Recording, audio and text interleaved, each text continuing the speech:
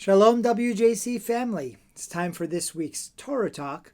This week in Shul, we'll read Parshat Noach, perhaps one of the most famous stories in the entire Torah. So many people know of the flood and the animals getting on the ark 2 by 2. But why exactly is a flood the means that God uses to counter the violence of all creatures, including human beings? That's what the Torah says. The world was filled with violence.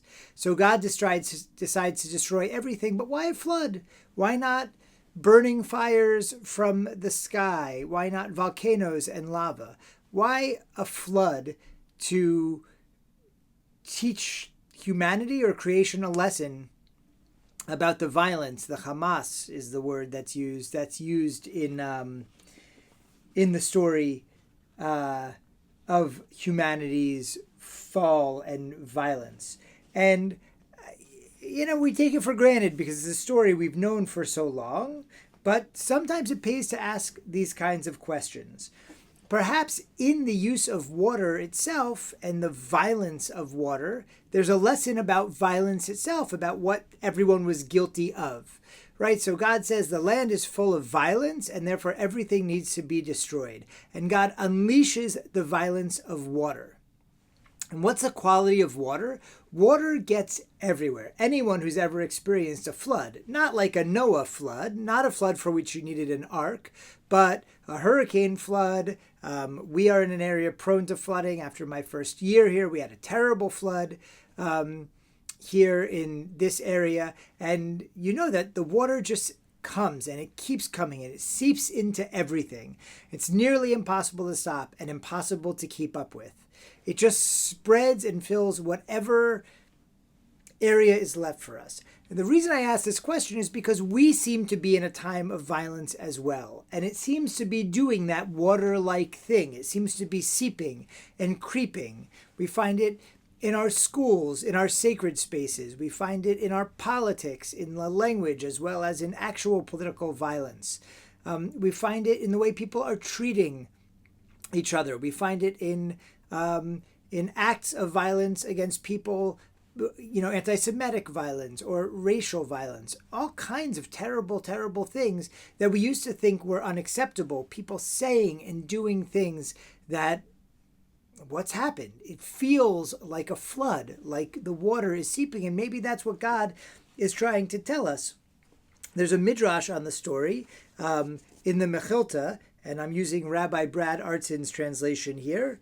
It says, "However mighty the man, once the arrows leave his hand, he cannot make them come back. However mighty the man, once frenzy and power take hold, he strikes even his father, even his mother, and even his nearest kin, as he moves in his wrath." In other words, what the Midrash is trying to teach us about violence is that once it starts, it's very hard to stop it. And it's also very hard to predict exactly where it's going to go, just like floodwaters, which seep into so many places and destroy so much. Just like floodwaters, which once they start coming, seem to rise and rise far beyond, even after the rain or the river has been stopped. So too, all violence, the story teaches us. We seem to be living at this time of rising violence, and it's an important message for us to understand.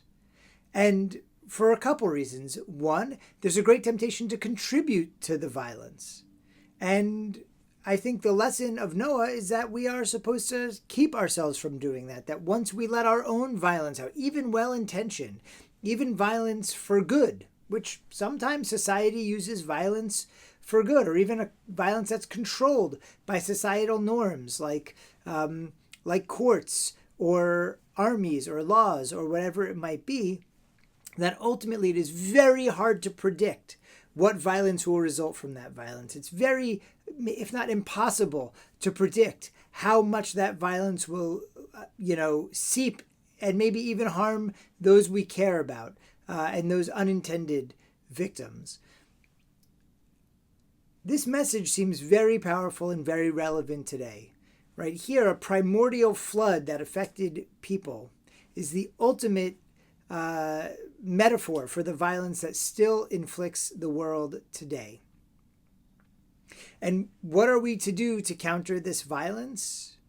Right? What do we learn about Noah? Sure, we can build an ark, we can try and rise above it, but ultimately we need people like Noah and his family, Ish Tzadik Bidoro, a righteous person trying to counter the violence all around him. It's so easy to get swept up, just like a wave, just like the flood, just like the water, but somehow Noah resists. Noah and his family resist, and they're saved. Somehow, our challenge today is also to resist the violence, to bring more peace into the world, particularly at this time when the flood of violence seems to be rising. There's an opening for peace, we need to take it. When there are ways to make overtures for peace, we need to make them. And ultimately, it is the only thing that can stop this river, that can stop this flood, that can stop this wave of violence, is good people seeking righteousness, seeking innocence, and working to counteract the violence with goodness. May we all pray for a less violent world, for violence to be considered less acceptable in our rhetoric and in our